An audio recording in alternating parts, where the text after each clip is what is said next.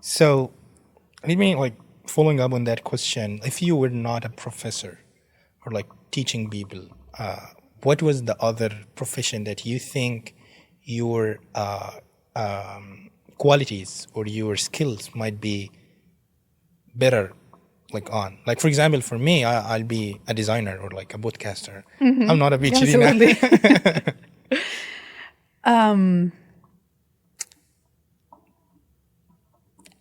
I would like to say psychologist. I love the idea. I would love to understand again kind of the why people behave the way they behave, and like how can help with different aspects of the human mind. But also, I like to think that I have the skills to talk to people and to make them feel comfortable and at ease, or that they can talk to me. So. I can see that.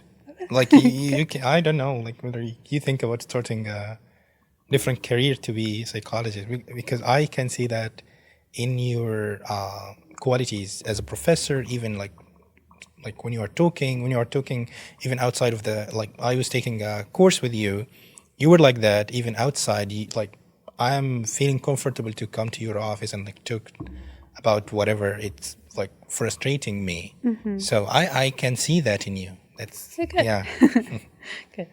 If not, I would be a historian. I like history. You like history? No. Okay. What part of history do you like from Spain?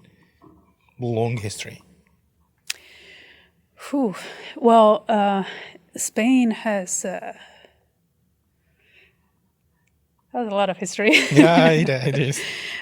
So I am from Galithia, which is in the northwest corner of Spain, right on top of Portugal. So there's a lot of changes that happen in this area. So at some point in history, Galithia was part of the Portugal kingdom, so it was not part of the rest of Spain.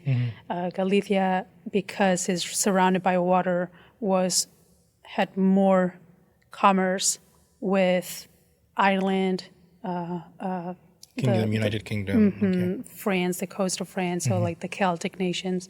So there's a lot of Celtic influence in Galithia is one of the Celtic nations, historic Celtic nations.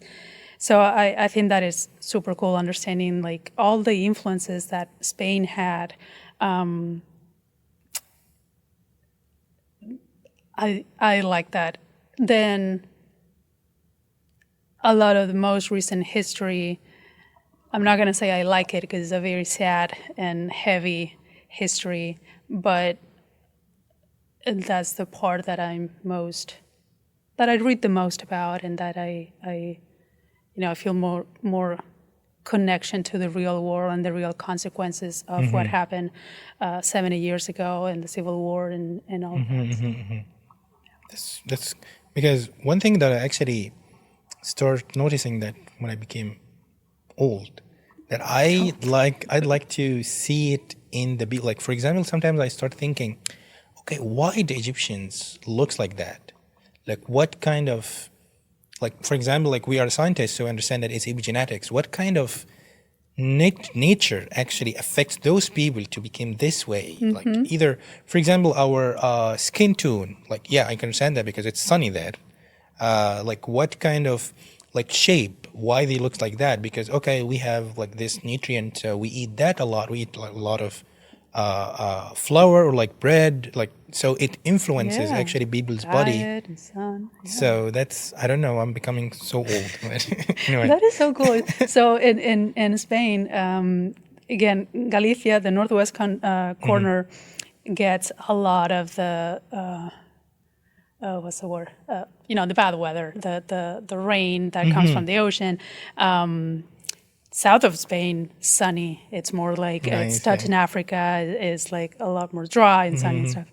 And so there's this prototype of Galicians like me being much more gloomy and like quiet and related to the weather, Yeah. and like the weather makes it more like introverted or like not as outgoing.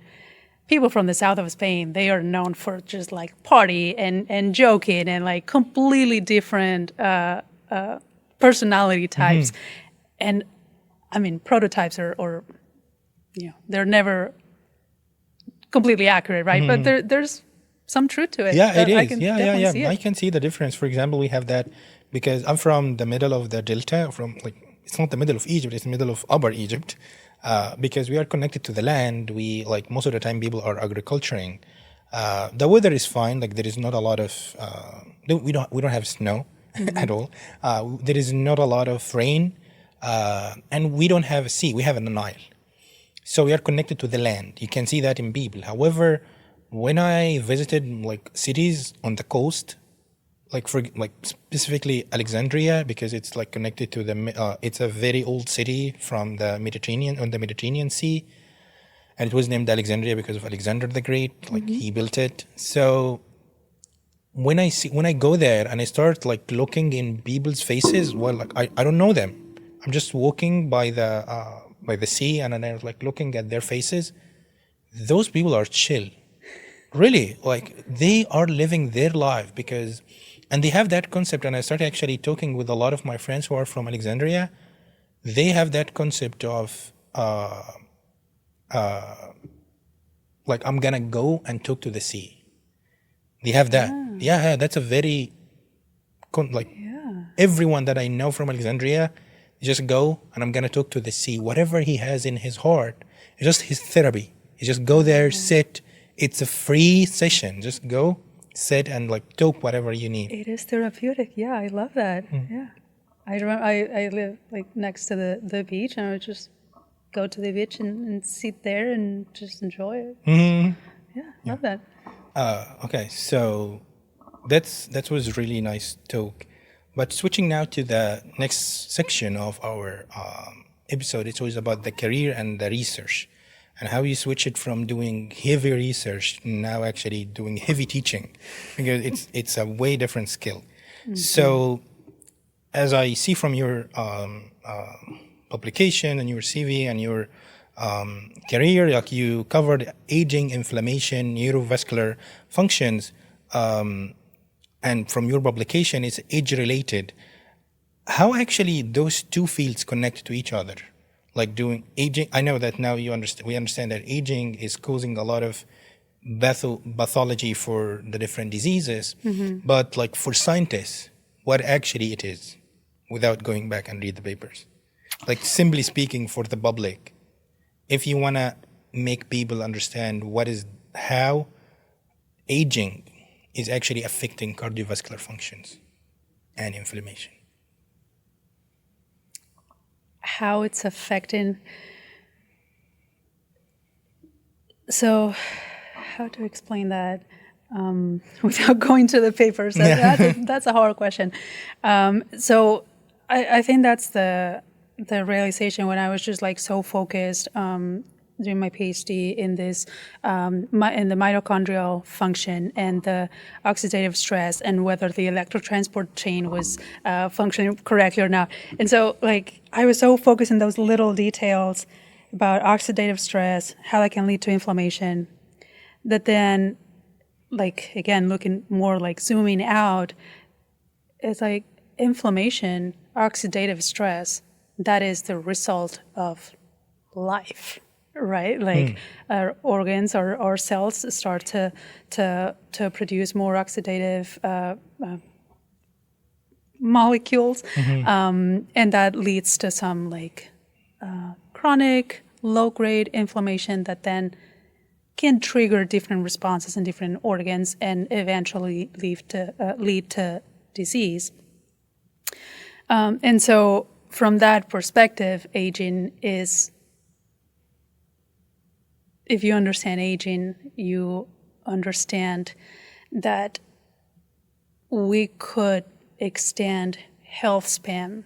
We can extend the amount of time that a person lives healthy. We're not going to live forever, right? That's not the goal. The goal is to live healthier longer, right? So prevent those age-related diseases. And I think is cool that in the field of aging, there's this big push to consider aging a disease, which philosophically is not. You cannot say aging is a disease, right? But it's a risk factor for so many diseases, right? And so there's this push to consider it a disease because that would allow us to treat it pharmacologically. So that is what the field is pushing, is to, if we consider it a disease, then we can use pharmacological approaches to slow it down and to prevent age-related diseases. Okay, interesting. I have like a couple of thoughts that came to mind, but the one thing that is intriguing me now is, I even haven't written that in the questions, but it came to my mind now about, now there is a lot of like Jeff Bezos, and like there is a lot of people are investing a lot of money, like a lot of money in the aging or the age-related diseases, trying to, I don't know, people on social media are saying, okay, they want to live for a lot of time, but like whatever, like philosophically, are you following that? Like you know what you're doing? No, not as. I should do that. I should look that up more, because I know.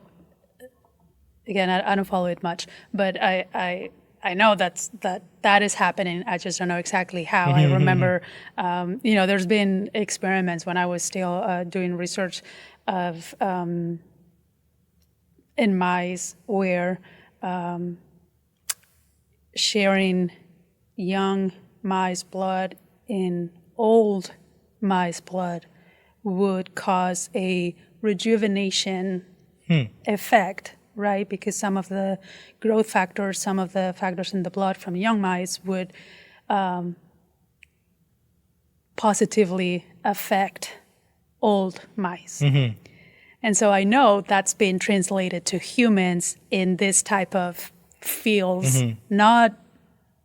I don't believe there were any like truly scientific fields, but I know that it led to people buying young blood and transfusion centers where they would just like older people wanted to stay young, millionaires and infusing themselves with young people blood.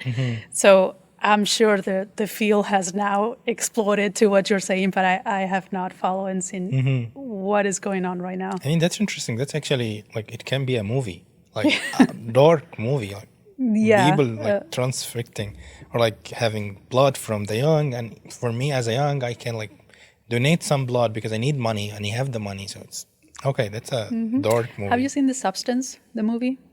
No, I have watched Black Mirror, which is more darker.